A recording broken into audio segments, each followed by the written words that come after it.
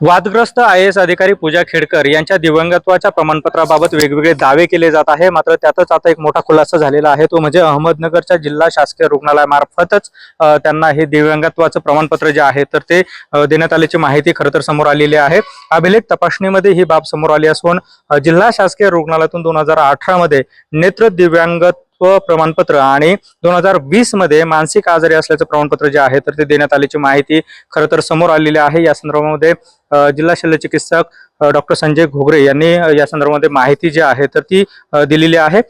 यात जर आपण प्रामुख्याने बघितलं तर 2021 मध्ये नेत्र दिव्यांगत्व असेल आणि मानसिक आजाराचं प्रमाणपत्र जे आहे तर ते एकत्रित पद्धतीने तत्कालीन वैद्यकीय मंडळानं हे प्रमाणपत्र दिलं असल्याची माहिती जिल्हा शल्यचिकित्सकांनी खरं तर दिलेली आहे। सोबतच आपण जर बघितलं तर मार्च 2021 मध्ये समाज कल्याण विभागामार्फत हे प्रमाणपत्र जे आहे तर ते पूजा खेडकर यांना पोस्टानं पाठवले असल्याची देखील खात्रीलायक माहिती जी आहे तर ती समोर आलेली आहे।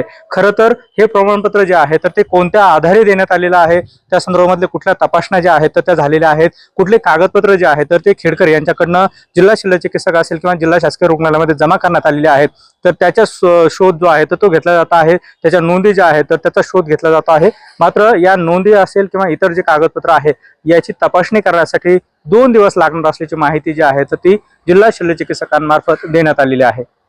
कॅमेरा पर्सन प्रसाद सह सुनील भुंगळ, एबीपी माझा, अहमदनगर। एबीपी माझा, उघडा डोळे बघा नीट।